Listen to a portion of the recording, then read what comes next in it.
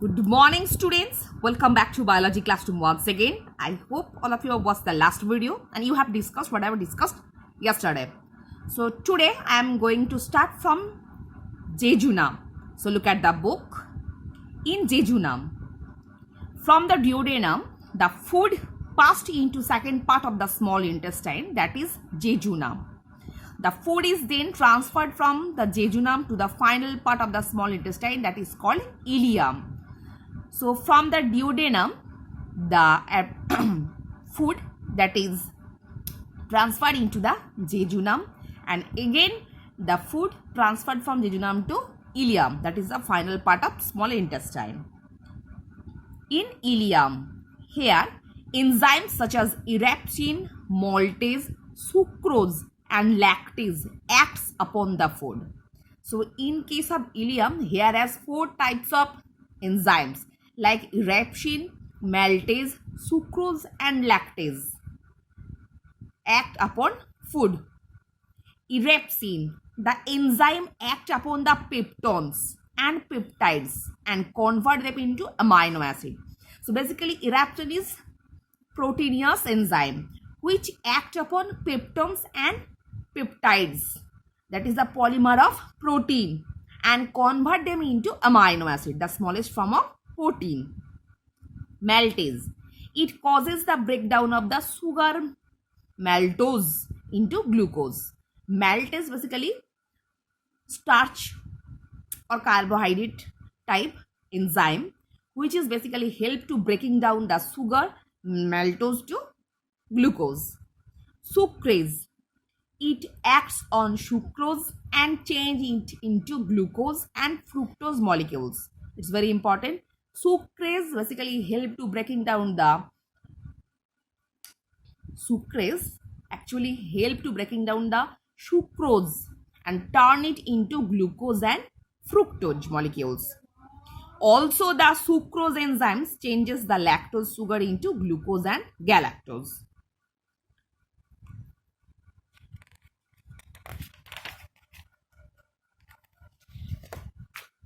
Next, absorption. After digestion, the molecules of food become so small that they can pass through the walls of the small intestine, which contain blood capillaries and go into our blood. This is called absorption. So after properly digestion of food, the food molecules become too small and they just passes through the walls of small intestine. Small intestine is consist of lots of blood capillaries. This is called absorption process. The small intestine is main region for the absorption of digested food. Underline this line. The small intestine is the main region of the alimentary canal where is the absorption of digesting food takes place. In fact, the small intestine is specially adapted for absorbing the digested food. Basically, small intestine is specially adapted, different types of characterized for absorbing the digested food. The inner surface of small intestine has a millions of teeny finger-like projection called villi. So the inner lining of small intestine has their millions of finger-like projection that is called villi. I have already discussed in the previous class about villi. The presence of villi gives the inner lining of the small intestine a very large surface area. And the large surface area of small intestine helps the rapid absorption of digested food. The digested food which is absorbed through the walls of the small intestine goes into our blood. So what is the absorption process? Basically, when the food is digested properly, the food molecules become very smaller and it passes into the inner lining of the small intestine. Inner lining of small intestine basically consists of lots of blood capillaries which go into the blood. This process is also known as absorption. Basically, small intestine, the main region of the alimentary canal where is the absorption of food that is taking place. And the inner lining of the small intestine has a million of finger-like projection that is also known as villi, and it causes the very large surface area whereas the absorption of food is taking place. Next, assimilation. The blood carries digested and dissolved food to all the parts of the body where it becomes assimilated as part of the cell. So what is the meaning of assimilation?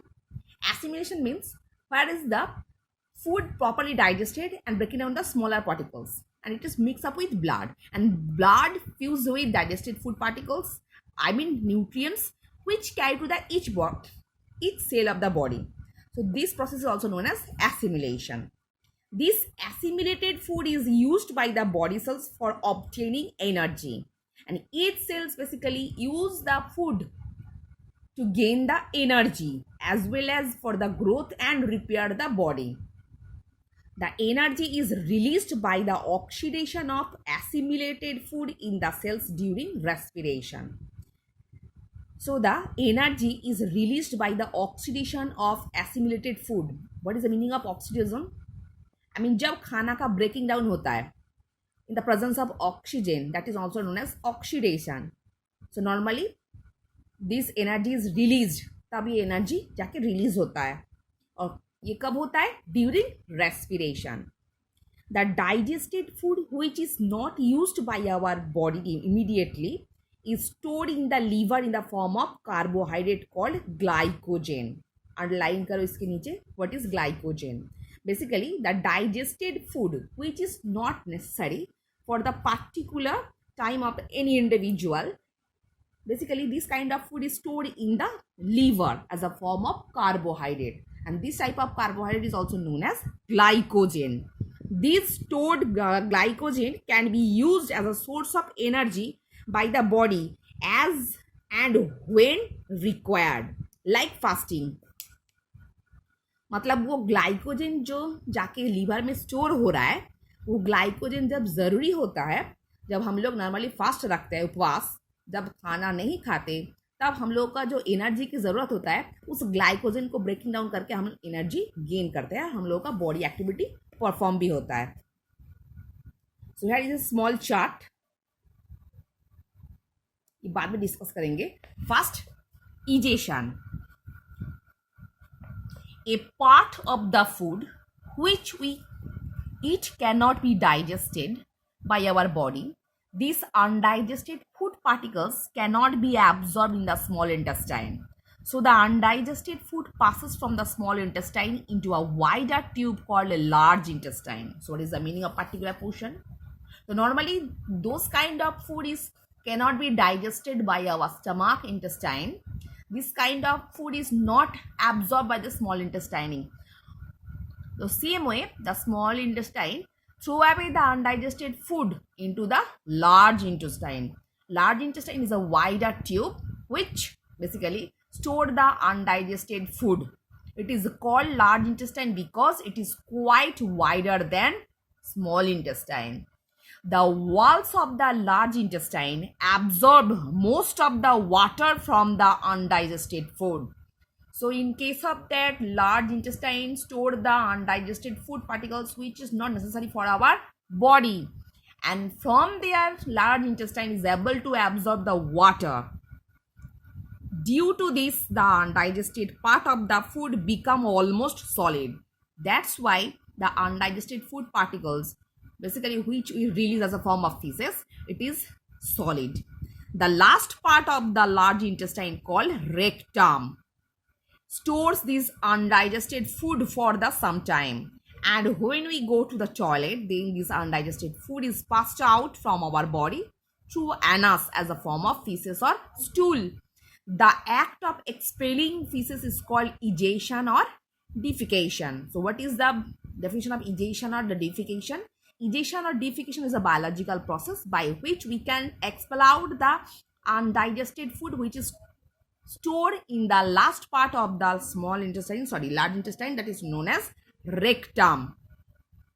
This process is also known as egestion or defecation.